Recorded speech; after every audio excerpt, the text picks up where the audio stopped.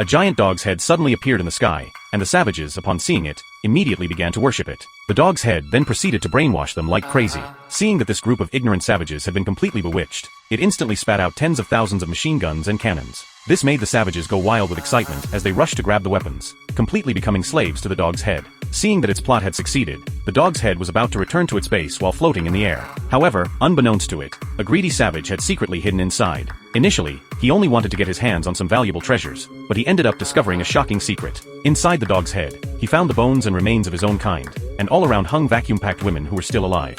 This made Nick instantly realize that the dog's head they worshipped every day was a complete and utter pervert. Just then, a mysterious person suddenly appeared. Nick, seeing this, quickly jumped down and took the opportunity to shoot him while he was off guard. However, even after killing his opponent, the dog's head in the sky continued to fly freely. Fortunately, not long after, it slowly descended into a hidden paradise, which was the land of women built by the perverted villain. On the way, they encountered a female leader who learned that the original master had been killed by reading Nick's memories. At this point, everyone suggested killing Nick, but the leader decided to keep him for other research purposes. However, as an outsider, Nick's life was not easy. Due to his low IQ, he was forced to become a prisoner. One day, everyone sat down to eat, but one of them ordered Nick to serve them all. This immediately sparked outrage because in this world, everyone was equal. Nick was just a research subject but not a slave, so they prepared to severely punish his behavior. A circle of people all stretched out their arms and began to cast a spell. In no time, he rolled his eyes and passed out. Nick wanted to escape but discovered that the lake was surrounded by a barrier, seemingly blocked by a transparent dome. With no other choice, he had to sneak back.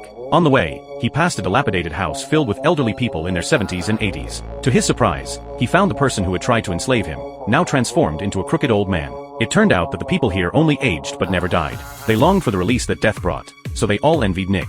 They saw the possibility of a different life. However, the leader did not want to change because of this, so everyone began to hunt down Nick. With no other choice, he had to hide in the temple. Suddenly, the man slid into the center of the crystal ball, where he saw himself wearing a mask and killing every day. He hated this past, so without hesitation, he shot and killed his former self. This indicated that he had completely transformed and also meant that he had destroyed the temple. When he came out, he instantly possessed great power. Next, Nick went to visit the dying old man to verify if he had succeeded. In his last moments, the old man also deeply regretted building this world. The next second, he passed away peacefully. At the same time, the dog's head fell from the sky and shattered into pieces, indicating that this place had returned to the normal world.